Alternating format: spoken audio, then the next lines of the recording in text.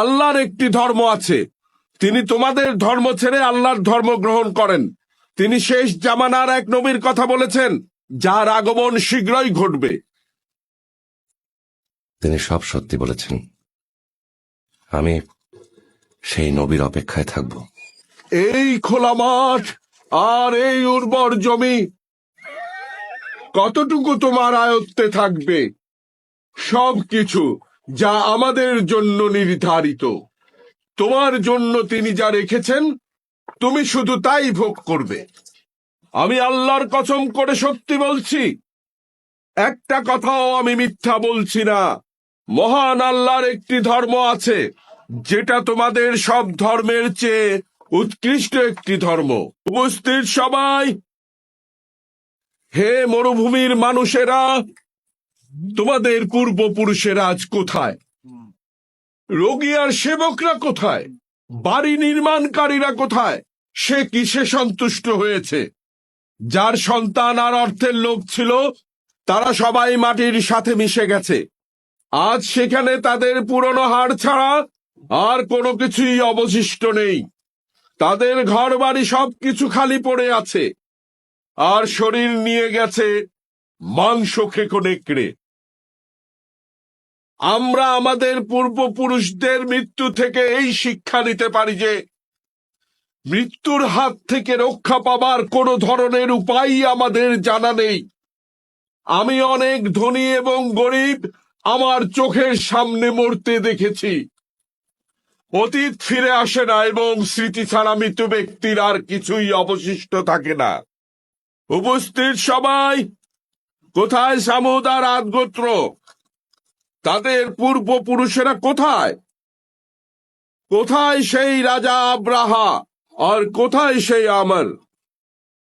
তোমরা কি জানো কি হয়েছিল উবাদাতুল ফাত্তাহ, উজাইরাতুস সাইয়াহ আর জুদাইমাতুল ওয়াদ্দার? তাদের ছিল অহংকার, নিপীড়ন, অন্যের উপর জুলুম, পূর্বপুরুষদের ধর্মে পরিবর্তন আনা সবকিছু। তাদের ধর্মযাজক শপথ করে বলেছেন, আল্লাহর একটি ধর্ম আছে, তিনি তোমাদের ধর্ম ছেড়ে আল্লাহর ধর্ম গ্রহণ করেন। তিনি শেষ জামানার এক নবীর কথা বলেছেন, যার আগমন শীঘ্রই ঘটবে। তিনি সব সত্যি বলেছেন। আমি সেই নবীর অপেক্ষায় থাকব।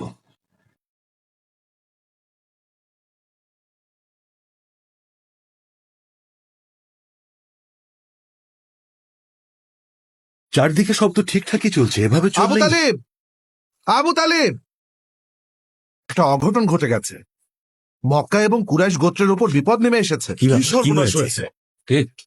আল বাররাদ ইবনে কাইস কিলাব গোত্রের একজন সর্দারকে হত্যা করেছে, যিনি আল নুমানের কাফেলাকে পথ দেখিয়ে নিয়ে যাচ্ছিলেন। কি বলছো? আলবাররা কিলাব গোত্রের একজনকে মেরে ফেলেছে, তাও উকাদের সময়? কাকে হত্যা করেছে হার্ব?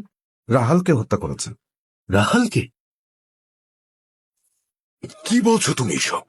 রবের কসম, কিলাব গোত্র এই খবর পেলে আমাদের সবাইকে মেরে ফেলবে। এখন কি করব?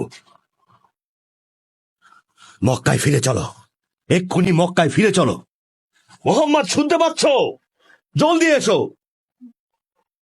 বাররাদের সাথে দেখা করে চালাকি করতে হবে, আর কোনো সমাধান নেই। লোক পাঠাতে হবে যাতে কুরাইশ ও কিনানার লোকদের কাছে ঘোষণা করে মক্কায় গন্ডগোল হয়েছে, তাই ফিরে যেতে হবে। শোনো কুরাইশের জনগণ, শোনো কুরাইশের জনগণ, কিলাব আর আমির গোত্রের লোকেরা আমাদের ধরে ফেলার আগে এখান থেকে পালাতে হবে। তাড়াতাড়ি করো, আমাদের দ্রুত বাইতুল হারামে পৌঁছাতে হবে। ওদের কাছে খবর পৌঁছানোর আগেই। কুরাইশগণ, তোমরা জলদি পালাও, জলদি! হে মুধার গোত্র, আপনারা কেন লড়াই করছেন? কেন ডেকেছো আমাদের? শান্তির জন্য। কিভাবে সেটা? আপনাদের মৃতের ক্ষতিপূরণ দেব, আর আপনারাও তাই করবেন। কে তুমি? তোমাকে কিভাবে বিশ্বাস করব? আমি উতবা ইবনে রাবিয়া ইবনে আব্দের শামস ইবনে আব্দে মানাফ। সম্ভ্রান্ত বংশের লোক।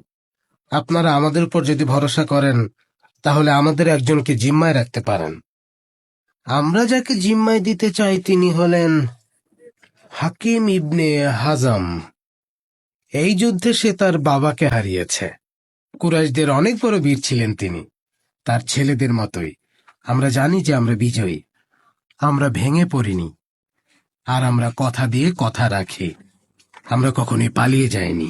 কিন্তু আমরা যুদ্ধ করতে করতে বিরক্ত হয়ে গেছি। আর চাইলে আবু বাররাতকেও রাখতে পারেন। তিনি একজন মক্কার প্রধান আর গুরুত্বপূর্ণ ব্যক্তি। আমরা রাজি। হে মক্কাবাসী, আমরাও যুদ্ধের উপর বিরক্ত হয়ে গেছি। আমরা তোমাদের বিশ্বাস করলাম, তাই জিম্মায় কাউকে রাখবো না। দুই পক্ষের শান্তি চুক্তির পর উতবা সর্দার নির্বাচিত হয়। যদিও সে খুব গরিব ছিল, কুরাইশেরা সে সময় বলতো, আজ পর্যন্ত আবু তালিব আর রাবিয়ার ছেলে উতবা ছাড়া আর কোনো গরিব লোক কুরাইশদের সর্দার হতে পারেনি।